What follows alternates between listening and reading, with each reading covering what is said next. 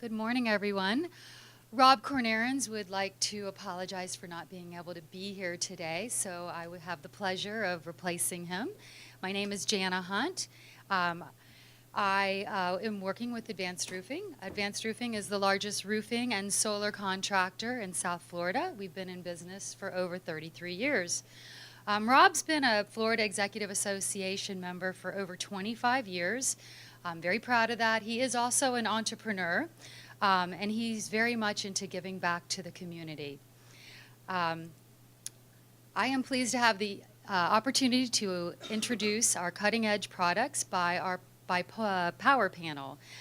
In the wake of the recent hurricanes, it's essential for our community and our local businesses to think about alternative forms of renewable energy and even renewable food sources.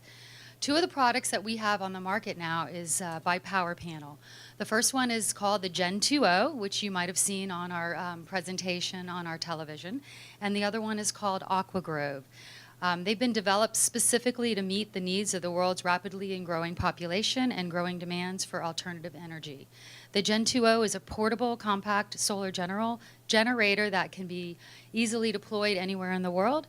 And the AquaGrove is a sustainable aquaponic food system that shares some terminal technology as the Gen 2.0. So I welcome you to come over to our booth, grab a card. We'll be happy to supply any information about it. With Canada being one of the largest areas with expansion, I think that would be a great opportunity for that area. I would like to introduce Ruth Sirman. She is a member of the Ottawa Executive Association, and she's a professional mentor and organizational consultant for over 25 years' experience. Ruth holds a Bachelor of Science in Integrated Sciences and is a certified mediator through the International Mediator Institute. She's one of only 479 mentors to hold this designation worldwide. Pretty impressive. Ruth has a master's certificate in mediation through the Leonard Institute and is accredited mediator through the Workplace Mediation Association. She is a member of the Mediators Beyond Borders, the Canadian Association of Professional Speakers, the Canadian Ski Patrol, and just for fun, she is a Paddle Canada Sea kayaking instructor.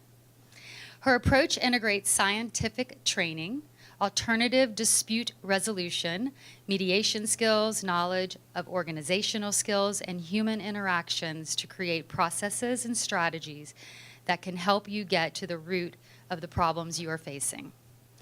Furthermore, Ruth is the originator of the concepts of resolution quotient, your RQ, which is a measure of how successful one is at dealing with difficult situations in one's lives. She's also the developer of Accredited Power to Resolve certificate program, a 5-modular conflict management program designed to enhance participants' capacity to deal effectively with the challenging situations they encounter on a day-to-day basis. Without further ado, it is my pleasure to announce Ruth Sirman.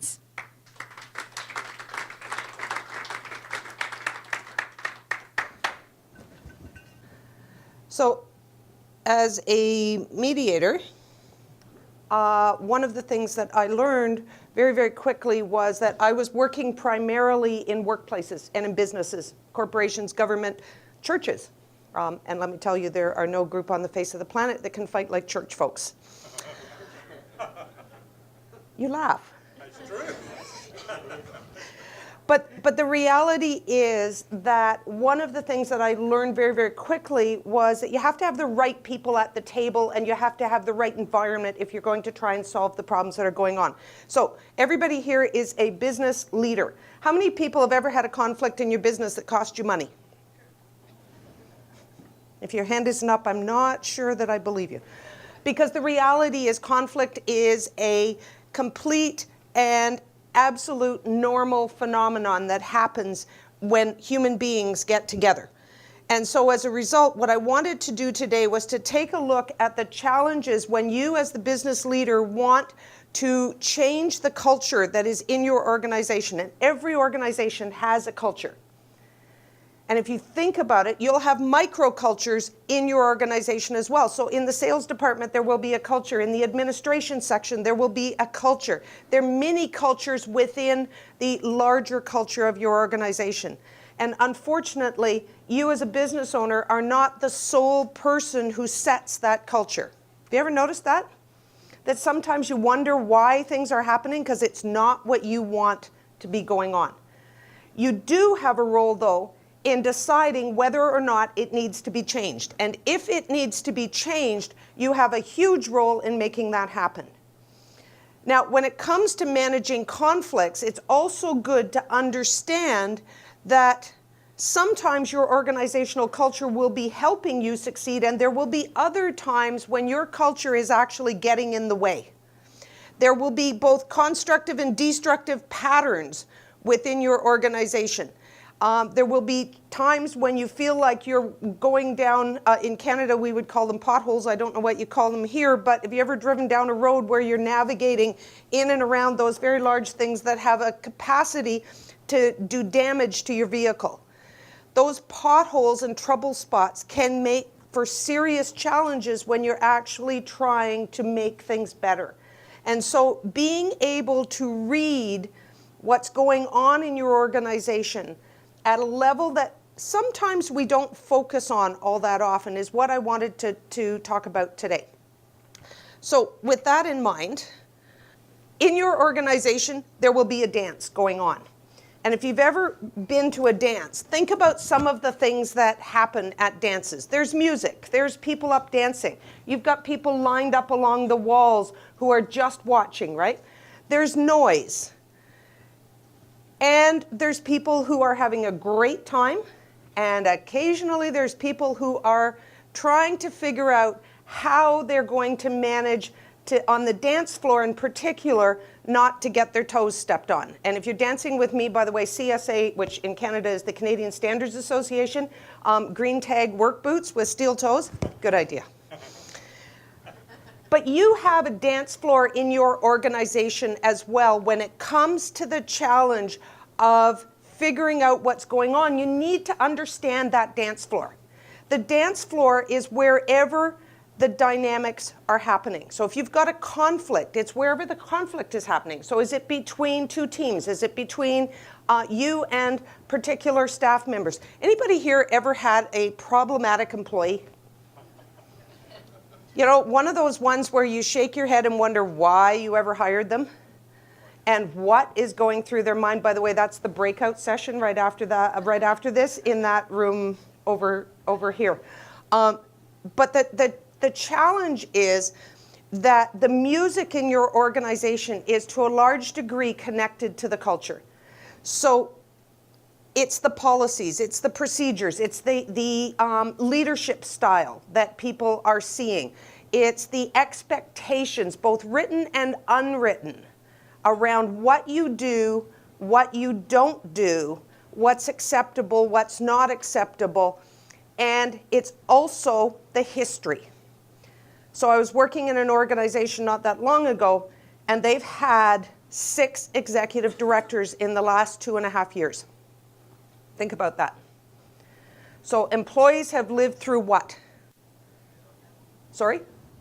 Chaos, turmoil, a constant churn and turnover in leadership styles, a change in expectations. They're reeling. They don't know what to expect when they come into work, whether the current executive director is still going to be there or whether somebody else is going to walk in the door.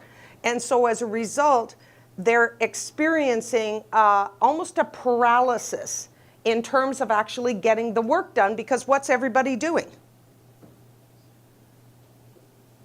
Couldn't hear you. Covering their ass. They've got the whole CYA thing going on, yes. But they're also constantly looking over their shoulder, second guessing everything that they did. And every time a new person comes in, what they find themselves hearing is, well, actually, that's not what our priority is going to be now. Our priority is going to be to head in this direction where previously they were going that way. Does that make sense? So an awful lot of, oh, well, why bother? Because we have no idea whether what we're doing is actually going to work. The other big challenge in this organization was that out of the 6 executive directors they've had in the last 2.5 years, 4 of them were, give me a minute, I'll come up with a polite word. 2 were walked out by HR, 1 for embezzlement, 1 for unbelievably inappropriate management actions. 1 left. People believe that she was loved out the door, but nobody knows. But they've had 4 very problematic leadership styles, where 1 was an incredible micromanager, 1 was asking people to cover up things that were patently illegal. Actually, 2 were charged with harassment, and in 1 case charged with workplace violence, which in Ontario we actually have workplace violence legislation, and employees can file complaints even if it's not a unionized environment or anything like that. They can file a complaint with the occupational health and safety with the occupational health and safety legislation now has a workplace violence component to it, and people can file complaints. So they'd had a couple of those. They'd had multiple investigations, and you can imagine what it was like the day I walked in. And when I said I'd like to interview people, I had people say, we'll do it over the phone, but I won't tell you my name. So a level of fear and concern that, given the circumstances of what they've been through, isn't particularly surprising. But the culture in their organization is hugely problematic at the moment, because organizational culture persists long past the time when the people who created it have moved on. And so if you think about it, as the leader in that organization, you DJ the dance. And you have a key role to play in determining what kind of an organizational culture you want in your organization. That doesn't mean it's just going to magically happen. And so part of the challenge for you as a business owner, and for me as a business owner, is that it can take a lot to change the organizational culture when aspects of it are problematic. And the more we can understand the behind-the-scenes dynamics that are going on, the more likely we are to anticipate when things are going to be problematic and actually be able to do things that will help move us in the direction in which we want to go. Does that make sense? So, understanding the dance, you not only have to understand what you can see, but you also need to understand some of the behind-the-scenes dynamics. And that's what I want to focus on today. So, oh, and by the way, I also thought I'd give you a slight tour of Canada while you were there. So this is on the Ottawa River. Just let me make sure, yep, it's on the Ottawa River, about an hour and a half north of where I live. And actually, no, not that. I was going to say my family is actually in that boat, but they're not. They're in the next one. So when you think about it, there are times when teams pull together really, really well, even when things may not be easy. And if you have a team that's functioning like that, most of us would like to keep that going, right? And so that's where the anticipation piece comes in. The more we can anticipate when problems are starting to arise before they blow up in our face, the more we have a competitive edge over others in our industry who may not be able to read things that well. And a competitive edge is rarely a bad thing. Because when things are not working, it looks more like this. Now, if you look at that particular slide, see the guy in the orange jacket? That's my son-in-law who just married my daughter last Saturday. The person behind him is my daughter. And if you look down on the right-hand side, in the middle of the water, you'll see just a faint flash of red. That's me. Now, the guy in the bottom there in the green kayak, he's the safety kayaker. His mission is to make sure that we're all okay. How's he doing? Not so good. What's he doing? He's got his head down. He's protecting himself, right? And so while he has a specific role to play, the environment has created a situation in which he can't do his job. And so as a result, I swam that 20-foot standing wave. My daughter flipped out very shortly after this picture was taken. The guy who's on the left-hand side of her, I'm not sure you can even see him. Actually, he may even be in the water. No, he's the blue helmet right in front of Jan. So Jan has the orange jacket on. The blue helmet in front of him is actually a military, a soldier from Camp Petawawa who was in the boat with us. He flipped out at the same time my daughter flipped out, and he panicked. And his solution to the problem was to grab my daughter and try and climb on top of her. He pushed her to the bottom of a 20-foot standing wave. She came up in an absolute panic. So things got out of hand. In your business, have you ever had times when things got out of hand? How much work is going on at that point? None. How much money are you making? Not nearly as much as you would like to be. So I'm going to give you a couple of minutes to think about a couple of things with respect to the organizational culture, because when I come into an organization to help facilitate organizational culture change, these are the questions you can expect me to ask. What are the articulated values in your organization? And if you're not sure what those are, look at the mission statement that is generally on a lovely plaque screwed to the wall in the front lobby. Those are the articulated. We are an employee-friendly organization. We believe in the value of the human resources that we have, or some variation on that, right? What do you mean you want Friday off because your son's having surgery? And that's where the disconnect comes in. When the articulated values don't match the operational reality. And so the operational reality is typically not written down anywhere. And nobody talks about it. But people live it every day. And when there's a disparity between the organizational reality and the operational, or sorry, the articulated values and the operational reality, when there's a disparity between those two, it's crazy making for your staff. Because we say one thing and we do something completely different. So now they don't know what to expect. And so as a result, there will be a set of unwritten rules that will develop as a way of coping with that. So think for a minute, grab the person next to you, not literally, but what's one unwritten rule in your organization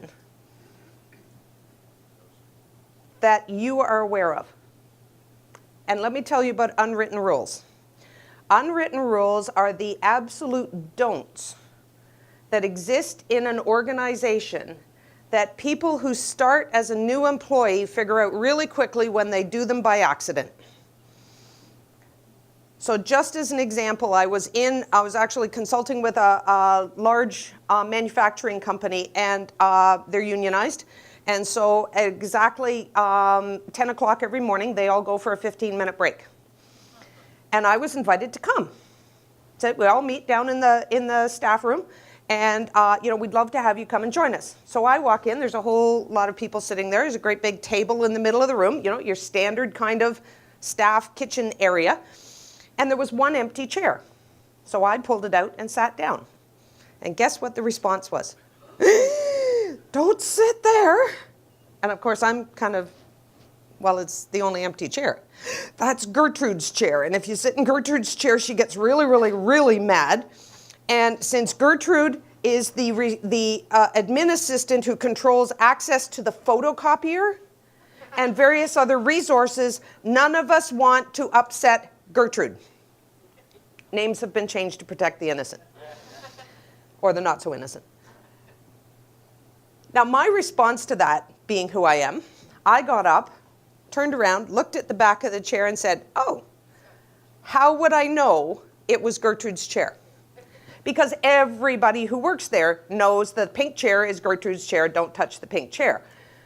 Unwritten rule, if you came in as a new person, first thing you're going to do is just pull out randomly whatever chair is there and not realize that in this organization, not just Gertrude, but everybody had an assigned chair. And whatever you did, don't sit in someone else's chair. Unwritten rule. So what are the unwritten rules in your organization? I'm only going to give you a minute or two. And just with the person next to you, what's one of the unwritten rules that you're aware of in your organization? So they are typically things like, if you have a problem, don't go to management. If you have questions, go to Joe, because Joe has worked here forever and knows everything, but don't ask Sue.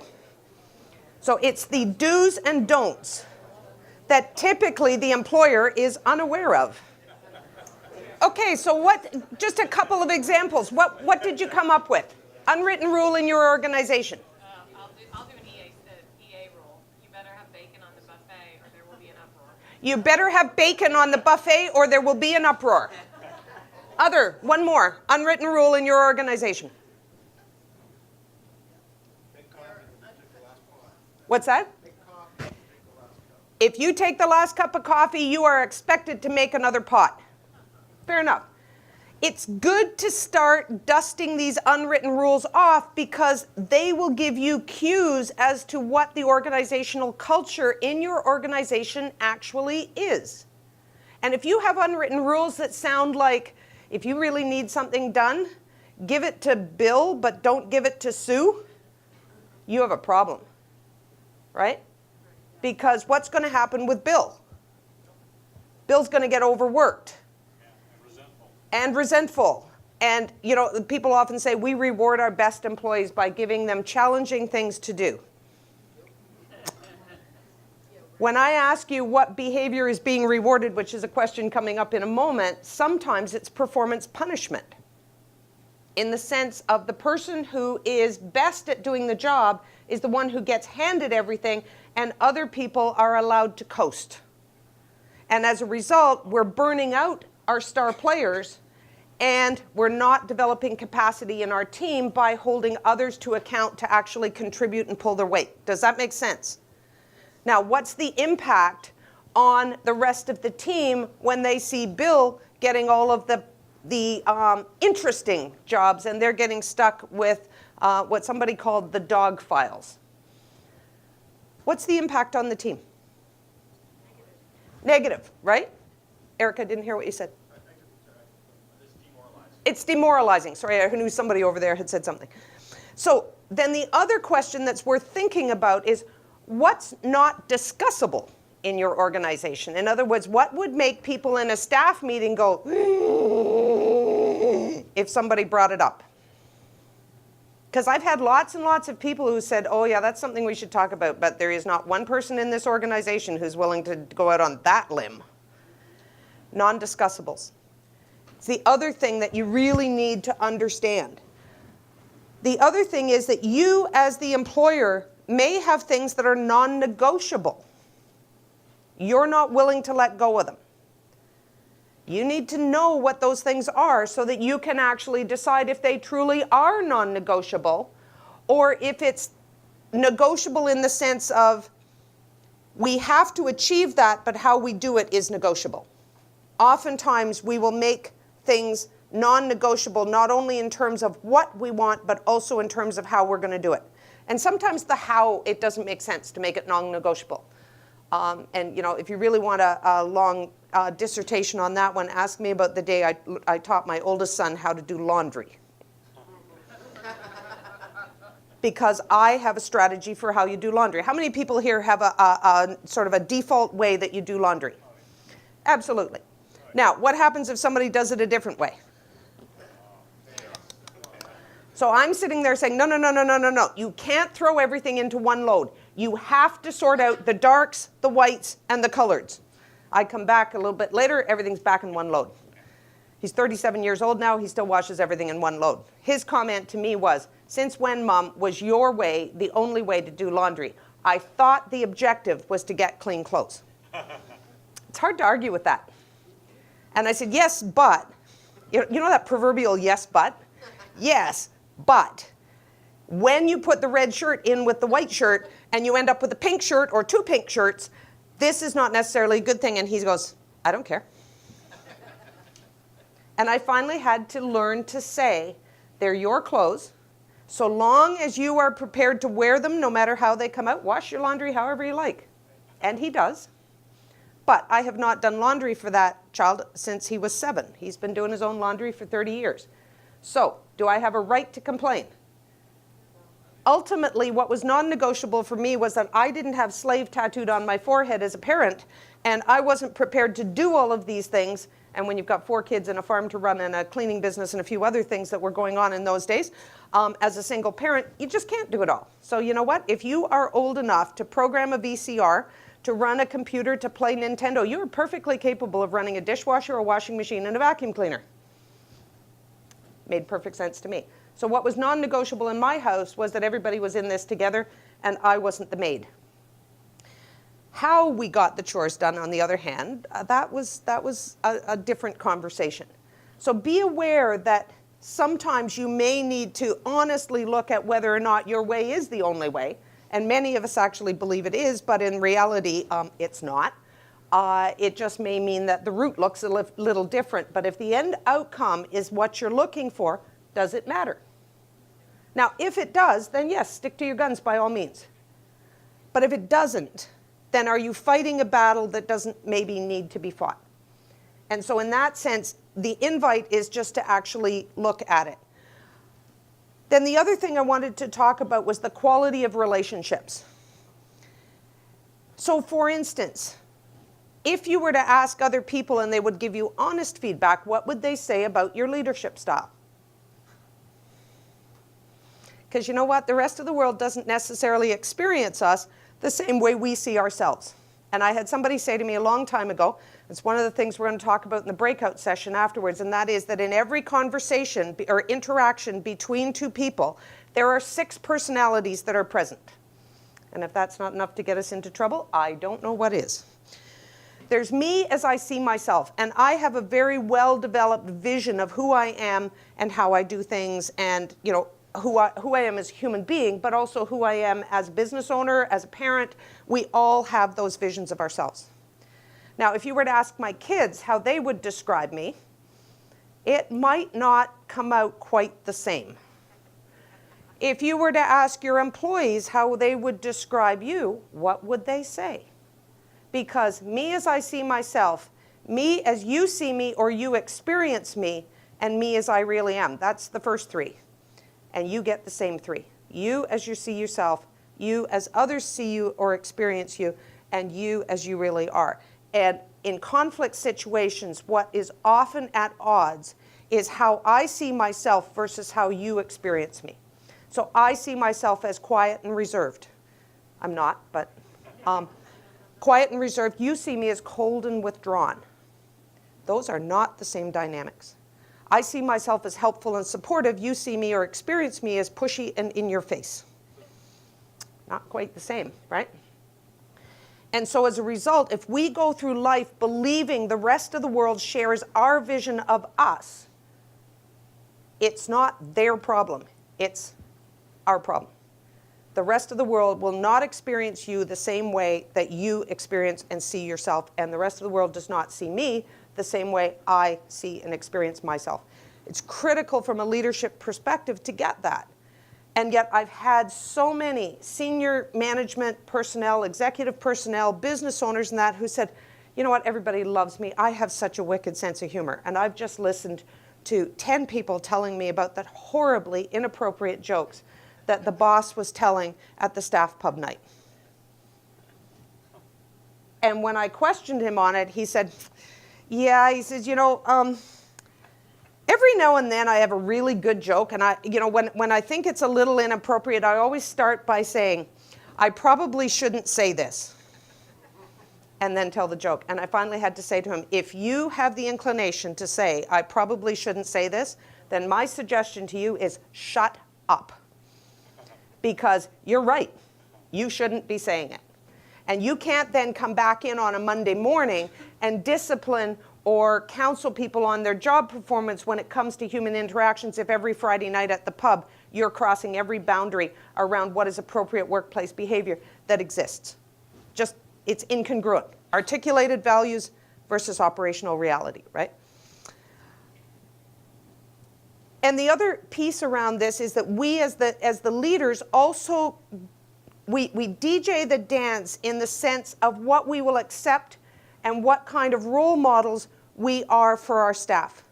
And so when it says up there, a culture of condoning, and that's exactly what this manager that I just described had in his organization. He had set the tone that there were no holds barred. You could say whatever you wanted.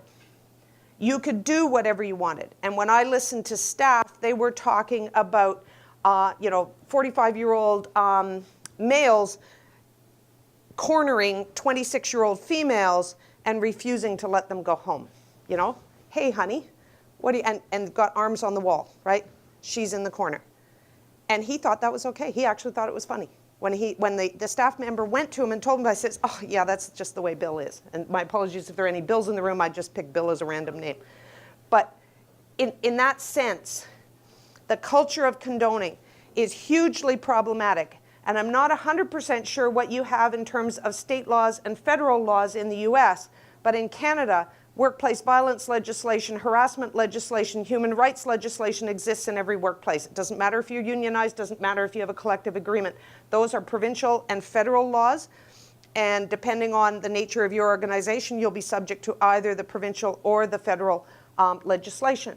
And so as a result, you need to understand, and I'm hoping I'm preaching to the choir on this one, because in Canada, if you get hit with a harassment or human rights complaint that ends up going to the Human Rights Tribunal, you are looking at a mandatory bill. It's unlikely you're going to get away with less than $225,000 to fight that or to deal with that.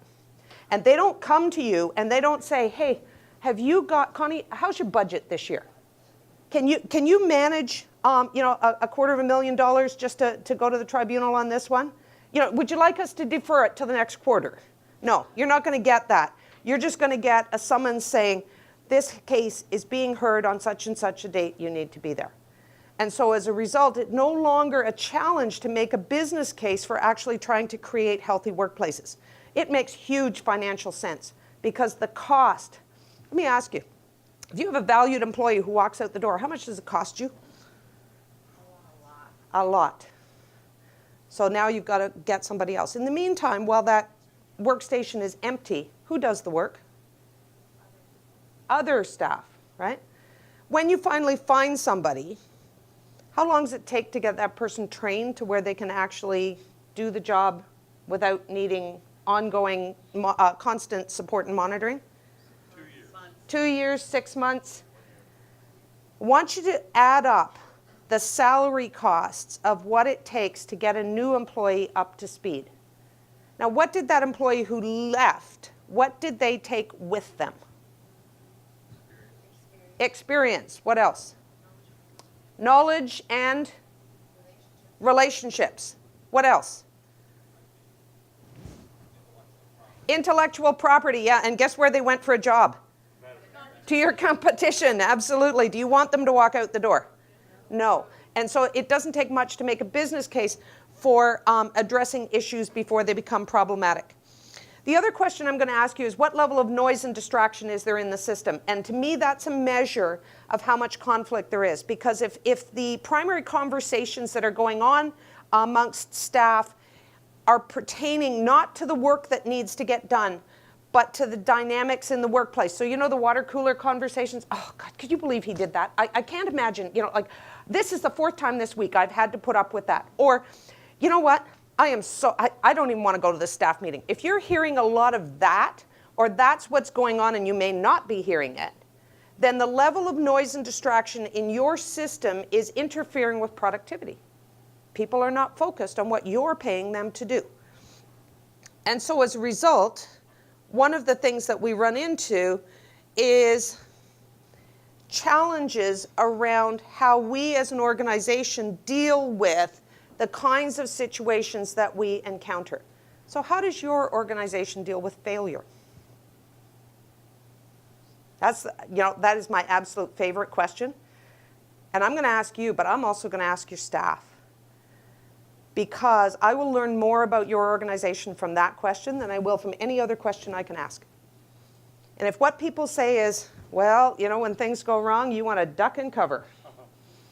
That tells you a lot about the culture, right? Because it usually means that somebody's on the warpath with the finger out going, whose fault is this? Was it yours? Did you cause it? Did you? Don't look at me like that. Don't smile at me. I want to know, did you make the decision that caused that project to fall apart? No. Who did? She did.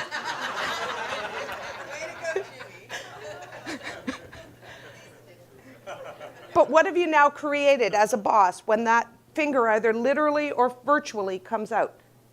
Fear. How likely are people to tell you what actually happened? They aren't. They aren't. No. Whereas if somebody says, you know what, when things go wrong, we sit down, we have a meeting, and everybody, and the boss will actually say, I don't care whose fault this was, because there were a whole lot of factors that contributed to this.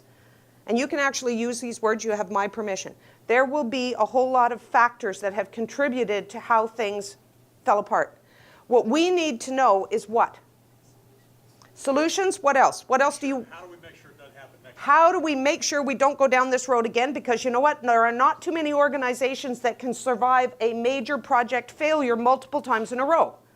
So you need to know what were the factors that contributed to that thing falling apart, and how are you going to avoid it again in the future? And to find that out, you absolutely need honest feedback from the people on the operational floor who are the ones who will have ideas about what went wrong. And if you own part of it, then be my guest. My grandmother, I had this great grandmother. She was 101 when she died. She was an elder and a matriarch in every sense of the word. And she had a collection of pithy one-liners that she used to hit us with on a regular basis. One of her favorites was that friends are God's apology for relatives. Somehow that seems to resonate with a lot of people. She had a few others, though. And when it comes to ownership, her favorite one, and she hit me with it at one point when I had gone to her and said, I don't know how to fix this, Grandma. And she looked at me. I don't remember what I'd done, but it was off the top of the stupidometer scale. And she looked at me and she said, Ruth, if you're going to get run out of town anyhow, you might just as well go to the head of the line and make it look like a parade.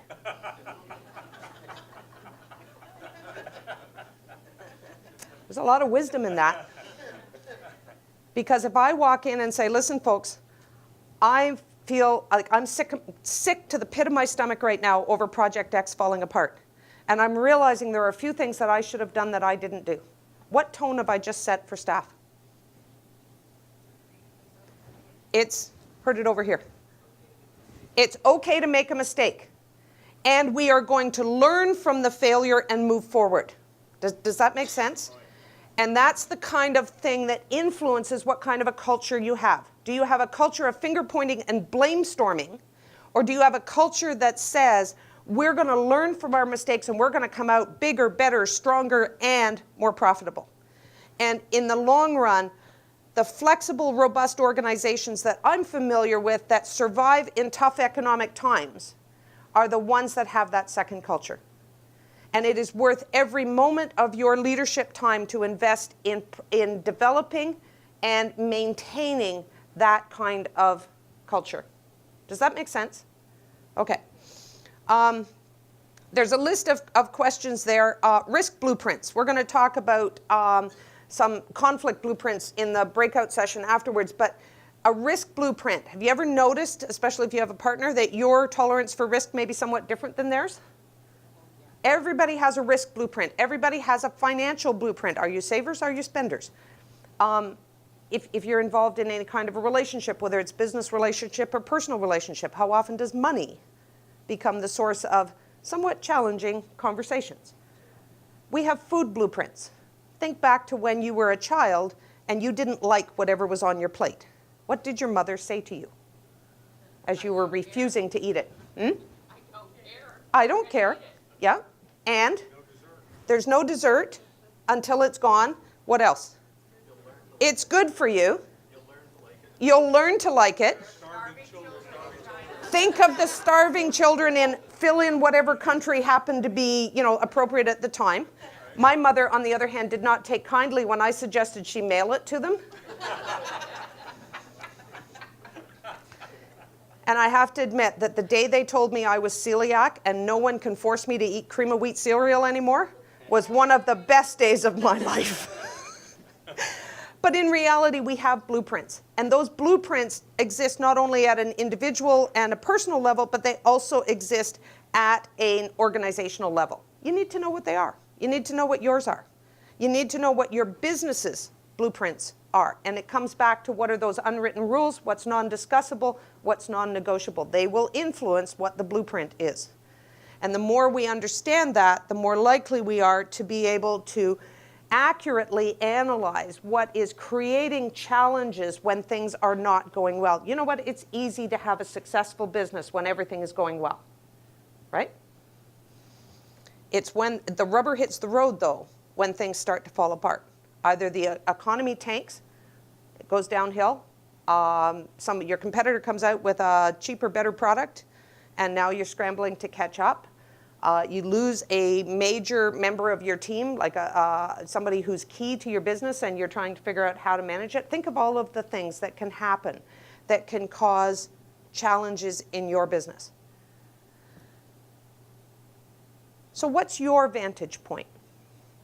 When you're looking at what's going on in your business, are you looking from way upstream down to see what's going on, that top left picture? And can you see what's around the corner? The one in the middle was actually taken from a hot air balloon over the Ottawa River.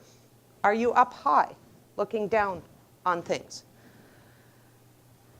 On the right-hand side, are you right in the middle of it? Or down at the bottom, are you in the weeds? Or are you hanging upside down, taking a look at what's actually going on in your business below the visible waterline? Because a lot of the things that we as business owners need to know are not easily visible. And if you're going down the river, and as Jana said in the introduction, I'm actually a kayak instructor, so I spend a fair bit of time on the water. And using all these photos in my slides allows me to write off my kayak as a business expense. That, and I do interviews in kayaks on occasions. But the reality is that if we really want to know what's going on in our organization, we've actually got to be willing to get down underneath what's visible and see what you can't normally see. And we rarely do that, because here's the thing. Anybody here canoe, paddle, kayak, boat? Okay, so you're going down a river, and everything's smooth and lovely, and you come around the bend, and all of a sudden you're in the middle of class 3 whitewater. What changed? What changed is underneath. It's not on the surface. You're not going to see what you need to see if you never got below the waterline. So, hanging out upside down in a kayak, not necessarily a bad thing if you use that as the analogy for your business, to actually get in to the operational areas where you're going to see what's going on, because there is an information glass ceiling in most organizations. So I, as the manufacturing plant, I, as the machine operator on the production line, go to my supervisor and say, hey boss, machine number 4 is acting up again. That's the 5th time this week. If we don't do something to repair that clutch motor, I can't promise this is going to keep going. And you, as my supervisor, say to me, okay, let me see what I can do. In the meantime, jury rig it best you can, keep it going. We got to keep the line moving, right? Eventually, machine number 4 shuts down. In the meantime, the supervisor's boss has said, so how are things on the line this morning? And the supervisor says, oh, we got some issues with number 4, but I'm on it. So then the plant manager says to the manager, to the floor manager, how are things going? Not bad. A couple of issues. We're dealing with them. CEO of the plant says to the plant manager, how are things in the plant? Pretty good. Now, what happens when machine number 4 dies and the line has to shut down for 4 weeks while they find a part and replace it? And the company owner is saying, so this just broke? And the plant operator is saying, nope. Nope, I've been telling you for 6 weeks it was going to go. But what happened to the information? It got filtered as it was going up the line. And so the people who are going to make the decisions that are going to keep things going are not necessarily working with a complete set of information that will allow them to make informed decisions about what they need to do. And we need to be aware of that glass ceiling. And we need to find ways of getting through it. And I go in all the time when I've done workplace assessments and I've done interviews with everybody, and I'll go back into senior management to talk to them about what's come out of it. And my standard, when they say, so what's going on? I say, do you want the polite answer or would you like the blunt answer? I've never once had a senior manager say to me, just give me the polite answer. Because they know, at least the good ones know, that they don't necessarily know what's going on. And what I have to tell them is sometimes, quite frankly, not what they want to hear. And I've had people come into mediations from a senior management level who've said, you know, this whole complaint, this human rights complaint's frivolous. There's nothing to it. And walked out of the mediation going, we're going to have a staff meeting tomorrow. I had no idea that was going on. So in that sense, the more aware you are, the more likely you are to be able to look beneath the surface and see what's going on down there and anticipate the problems that need to be addressed. So some of the things that you're going to be looking for hinge on what I would call dynamic complexity. And dynamic complexity says that every organization is continually changing. We're taking in information, we're processing it as individuals, but also collectively, and then we're putting our response back out there for other people to see and to react to. And so there are a lot of variables that happen in combination. There is no easy, simple view of what's going on in an organization. You can never know everything that's going on in a system. And your organization is a system. It's multiple systems nested within each other that actually integrate with each other in order for your business to exist. It's like a human body. You have a muscle system, you have a digestive system, you have a nervous system, you have a lymphatic system, you have a circulatory system. You can tease out each of those systems and put them separate. Do they work? No. It's the combination of the whole that makes it all work. And your business is the same. You need to understand the systems, but more importantly, you need to understand the dynamic relationships that exist within those mini systems in order to create the bigger system. And as a result, there are some things that you also need to realize. And one is that cause and effect, and we're going to talk about this in a minute, cause and effect are not necessarily easily obvious. Because sometimes time delay comes in. And the impact of a choice that you or someone else makes may have different outcomes depending on where in the system you're looking. So it may work well at head office, it may not work so well out in the regions if you have multiple areas. Or it may work well in the sales department and be an unmitigated disaster in production. Does that resonate at all? And there's also a ripple effect that can come from unintentional consequences. So we fixed Form A because Form A wasn't necessarily gathering the information that we wanted, and don't realize that in fixing Form A, we can no longer complete Form C. Because the information we need to complete Form C was on Form A and isn't there anymore. So that whole ripple effect can happen, but it can sometimes take time to show up, and sometimes it's hard to link cause and effect aspects of things. And there's also huge potential for unintentional consequences. And those unintentional consequences can come back to haunt us in any number of ways. So if I were to lean, I'm not going to because it's not a solid wall, but if I were to lean on this wall, and as I put pressure on it, I set off a chain reaction through the structure of the room that meant that somewhere over in that corner, a ceiling tile dropped. Would you connect it to me leaning on the wall? Maybe not. Not necessarily, no. You might, though. If I leaned on the wall and 2 seconds later, all of a sudden that ceiling tile came down, you know, people might be going, whoa, wait a second. Like, you leaned, you weren't leaning before, everything was fine, you leaned, now that thing's dropping. But what if the ceiling tile drops 3 rooms away and it doesn't come down for 6 weeks? Not a hope in, fill in whatever blank works for you, that you're ever going to make that connection. And that's the challenge with unintentional consequences.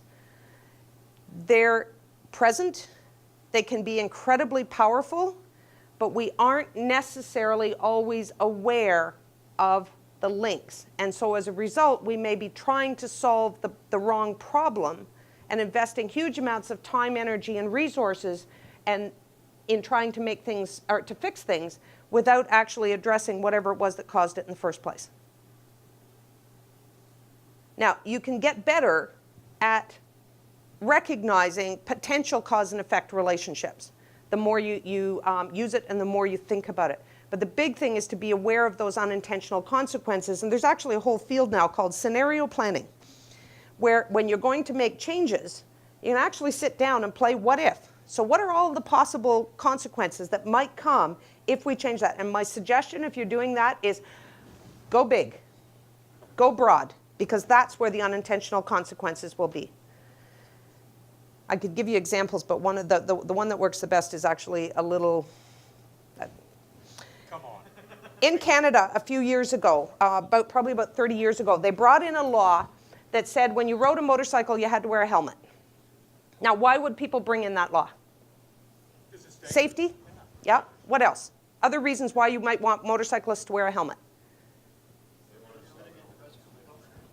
Reduce impact on the healthcare system? They want to sell helmets. Somebody has a helmet business and thinks it'd be really good for business. But typically it was safety, it was to save lives, it was all of that. Do you know what the unintentional consequence of that law was? We now have a shortage of donor organs. Now, I can promise you when Department of Justice lawyers were sitting around drafting that policy, there wasn't one person in the room who said, you know what, if we're going to bring this in, we need to talk about our own organ donor program because we run a risk of running out of donors.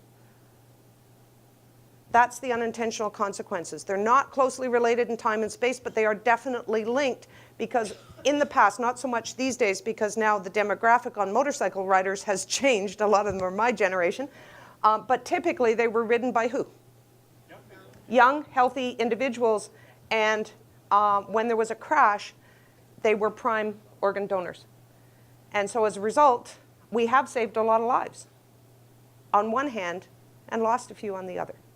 And so that cause and effect thing, it's important to recognize that when you make decisions, there is going to be that ripple effect. There is the potential that things may not necessarily be exactly the way, or come out exactly the way you want. So a colleague of mine came up with this.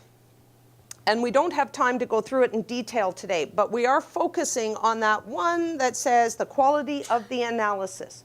When you want to understand your success engine in your business, you need to look at professional development, the quality of the learning.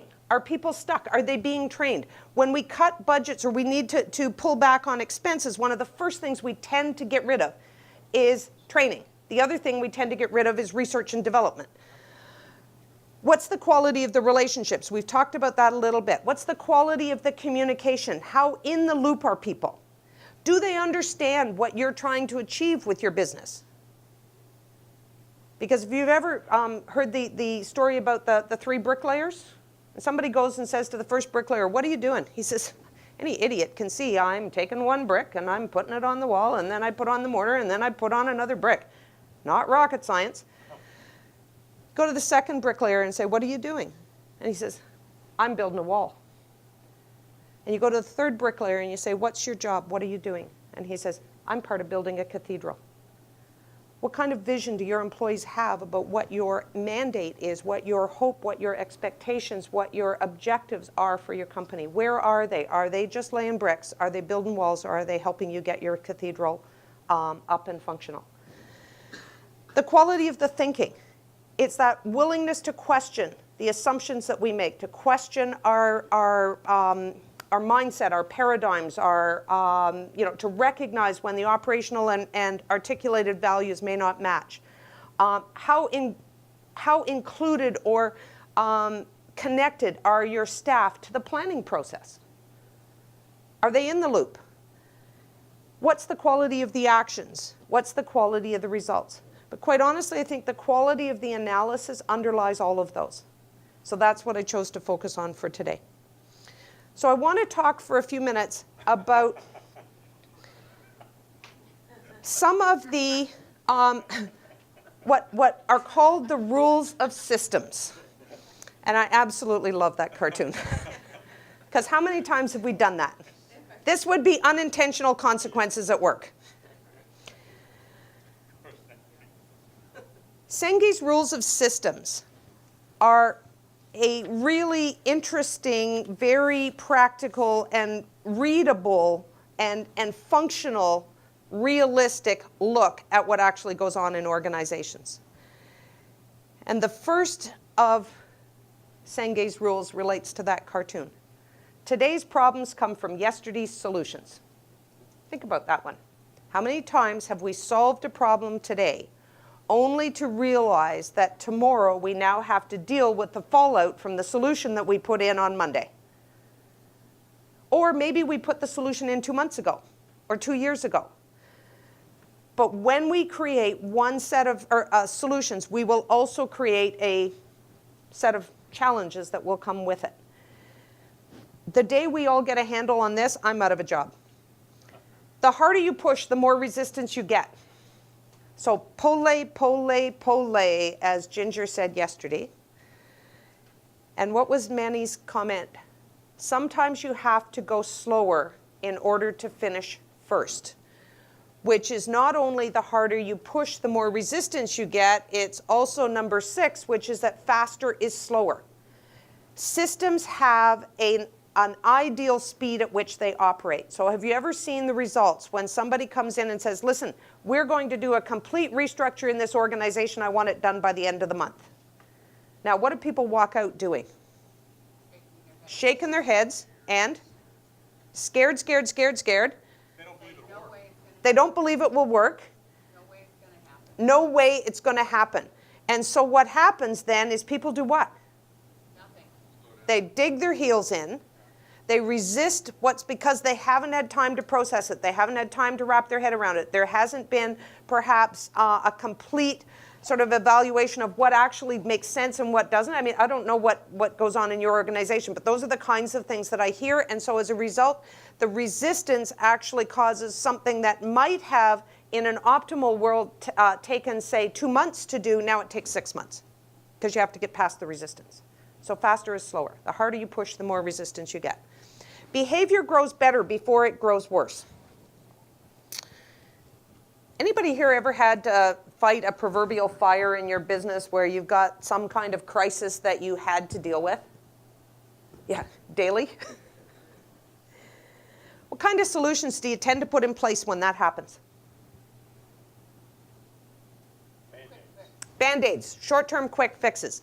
Short-term quick fixes are exactly that. Now here's the challenge. If you work in a high-speed, high-paced environment where there are continual ongoing demands on your time, does that apply to anybody here?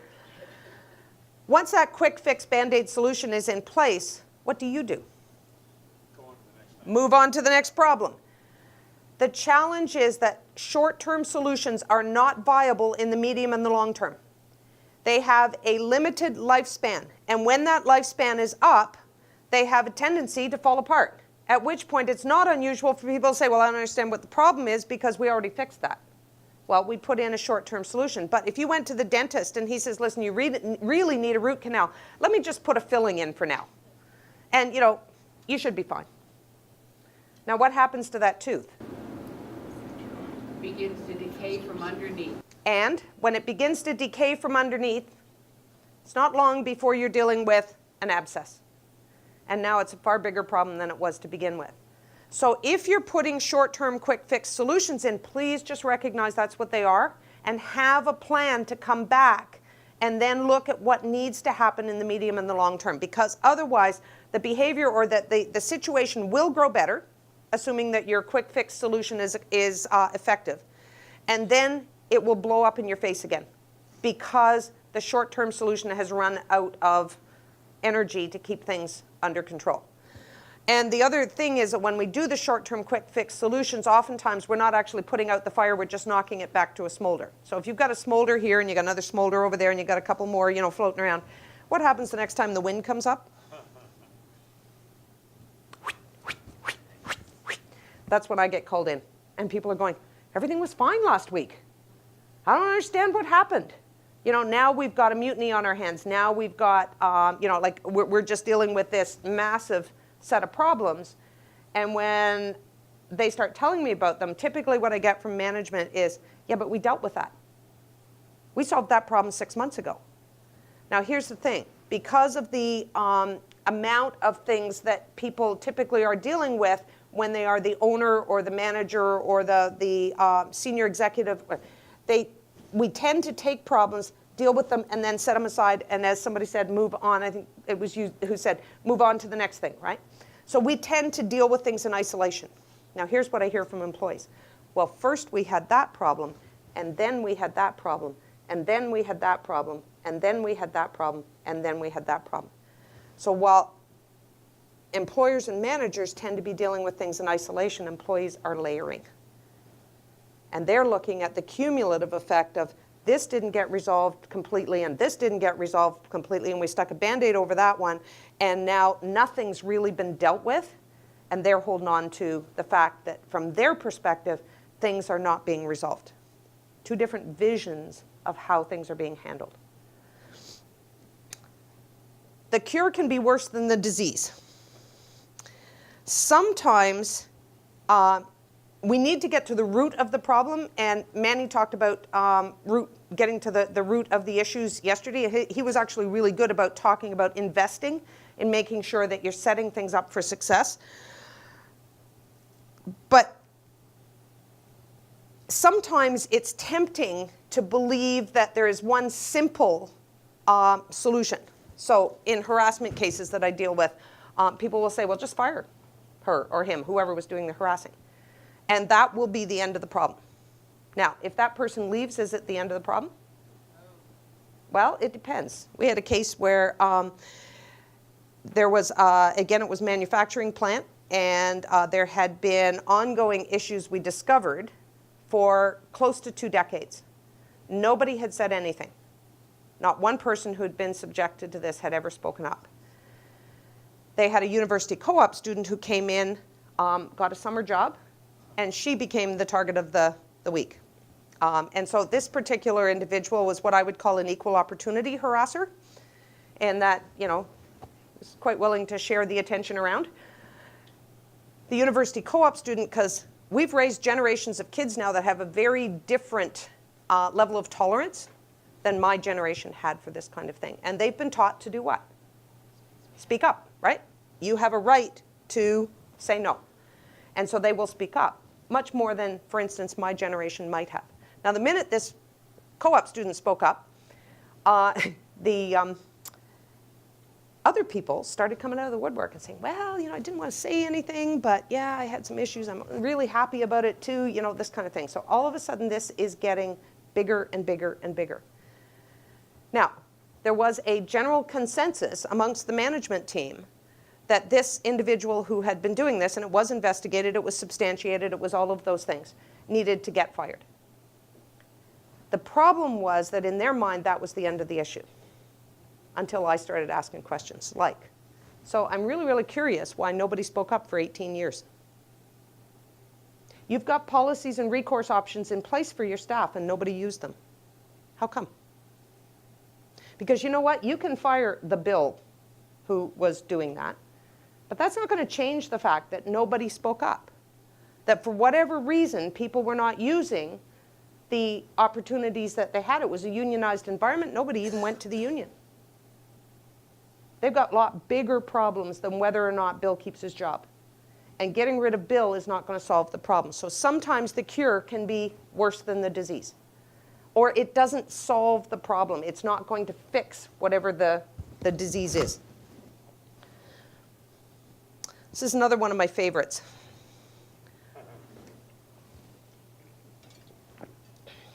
And it comes back to today's problems come from yesterday's solutions. But how often, and that one is actually a really good demonstration of cause and effect are not closely related in time and space. And also the fact that we may not have any idea what's about to hit us. So the last of Senge's rules of systems, we've talked about number 7 already. Small changes can produce great growth. This is where you can take advantage of that particular rule, and you can start looking for the things that are low investment, high payback. Some people call it the low-hanging fruit. I've heard it called all kinds of things, but what can you do to change organizational culture that's not going to be particularly difficult or onerous or expensive or whatever, that's going to make a big difference?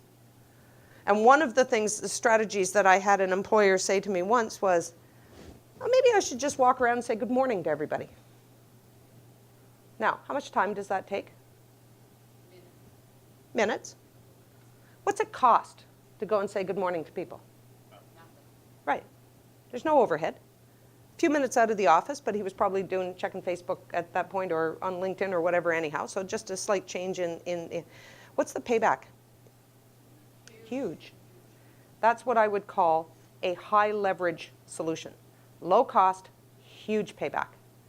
And so then people started believing that they had a boss who cared, was approachable, that they had the ear of management, that if they're, so boss comes down and says, morning, Ruth, how's things going? Well, machine number 4 is acting up a bit. Oh, really? What's going on? Well, the clutch motor's slipping, and I've talked to the supervisor about it. He's trying to figure it out, but we can't seem to find the part. Oh, because if you can't find the part to fix the machine that is crucial to your production line, what do you want to start doing? Looking for a new machine. You need to be planning, right? And that may also mean that you need to be looking to a broader search area to try and find it. But you want to have a plan in place because you know this thing is ultimately on its way out. You may also want a plan B. Well, you know what? Maybe we need to dust off the old production line. If this one goes down, we can fire up the other one in the interim and keep things moving. Whatever works in your environment. But the more you know, then the more you can manage that glass ceiling for information. You can have your cake and eat it too, but not in the short term. It takes planning. You can have quality results in a short time, but it takes planning. It takes processes in place. It takes engaging individuals. So you can do it, but you're not going to get it in the short term. Does that make sense? It requires an investment of time, energy, and resources. And my absolutely favorite one of Sengi's rules of systems is dividing the elephant in half does not give you 2 small elephants. If I gave each of you a piece of a jigsaw puzzle, and you couldn't see anybody else's piece, and I asked you to describe what the picture on the jigsaw puzzle was, could you do it? No. But we do it all the time when it comes to trying to solve problems. We look at a small microcosm of what it is that we're dealing with, and we're not necessarily thinking that this is just a small microcosm. We're often thinking that what we're looking at is the whole problem. And so as a result, it's important to remember that dividing an elephant in half will not give you 2 small elephants. It will just give you 1 piece of the elephant. And if you ever read the kids' storybook about the mice who were running around the thing, trying to figure out what it was, and one says no, this is a rope because he's running up the tail. And the other one says, no, this is a fan because he's running over the ear. And the other one's running up the leg, and he goes, no, it's a tree stump. They're all looking at an elephant, but they're only looking at one small part of it. And it isn't until the mouse who runs over the whole thing goes, whoa, you're all wrong. And you're all right. But you're all describing one part of the elephant when in reality we're not recognizing that it is an elephant. And the other thing in systems to keep in mind is that there is no blame in systems. Every system is perfectly designed to get the results that it's getting. And that can be a major challenge when we're dealing with the issues that arise for people. Because if our system, if our business is perfectly designed to get the results that we're getting, then the only way to change the results is to change the system. And when we go to do that, there are a couple of things that are important to recognize. And it comes back to that difference between short, medium, and long-term solutions. If I ask people, I'm just going to turn that off for a second. If I were to tell you there is one lily pad in a pond, and every single day, the number of lily pads in the pond doubles. On day 30, so on day 1 you have 1 lily pad. On day 30, the pond is so full of lily pads that you couldn't cram in another one with a shoehorn. So you start out with that one. Every day they double. What day is it when the pond is half full? It's like the 29th day. So he says day 29. Anybody else? What day is the pond half full? Doesn't matter. You're absolutely right.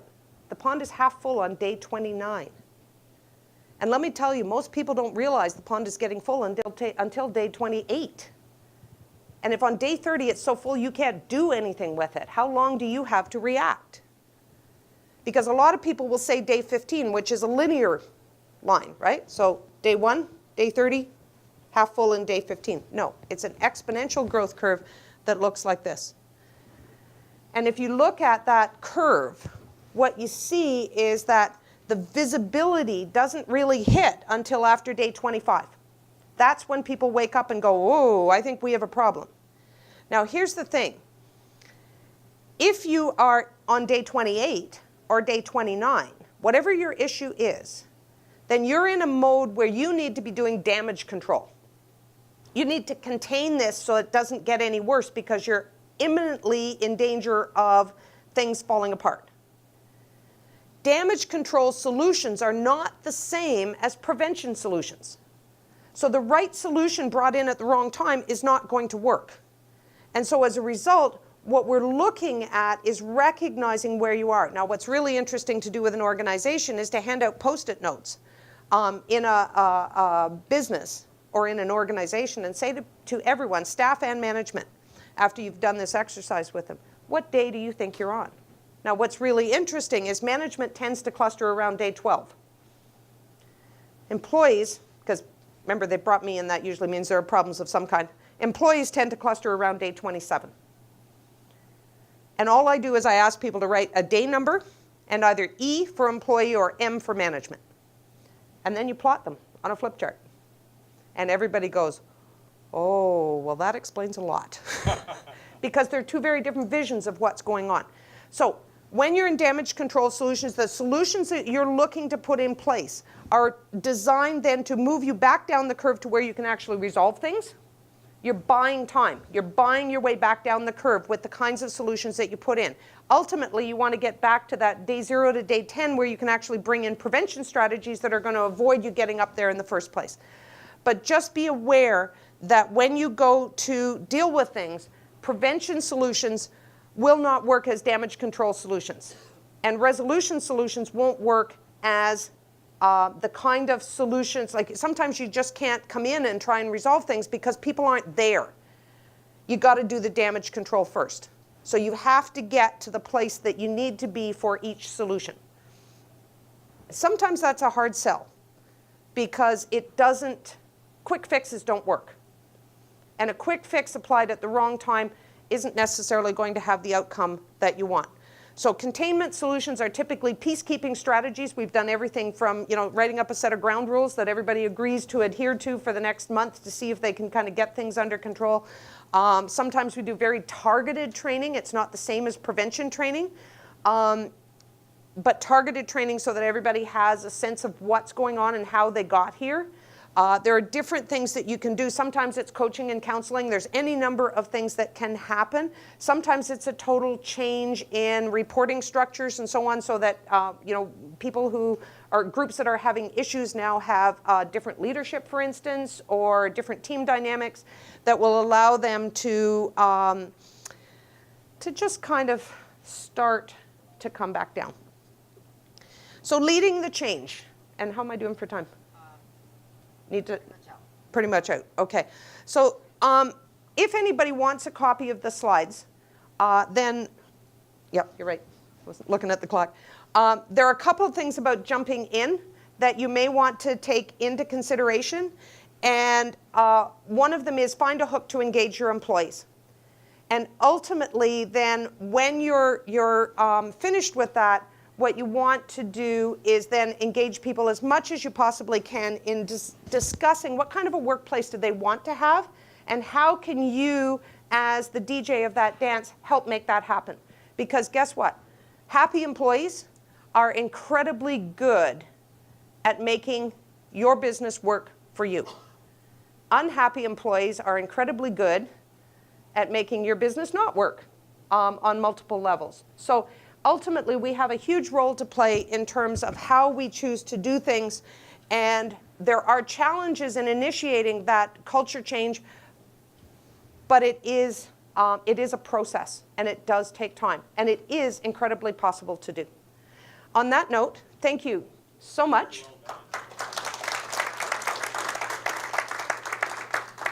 My challenge is I teach this as a multi-day course, so doing it in 55 minutes is a bit of a challenge, but it's also something that I think it's worth listening and talking about. Do we have time for a question?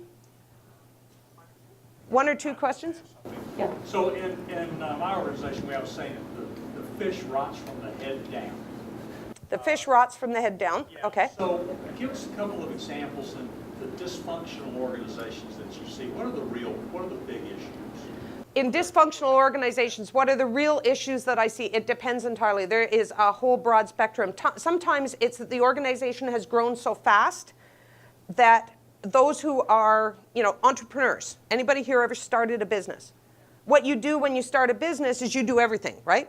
You empty the garbage, you do the marketing, you do the bookkeeping, you do everything. As the business grows, you start to delegate that. What happens if the leader can't let go? So one organization that I'm familiar with has gone from a staff of 8 to a staff of 160, and the owner still takes out the garbage. Anybody? One last question. Okay, so we're going to take a break for the breakout sessions. I do have some business cards there. If you have questions that you didn't get a chance to ask, then please send me an email. I also brought 2 copies of a book that I co-authored. And I have a jar up here. If anybody wants to throw a business card in, then at the end of the breakout sessions, I'll pull a name and 2 people will walk home with a book. So I'll put it on the table. There are business cards on the table up here. And other than that, thank you very much for your time and attention.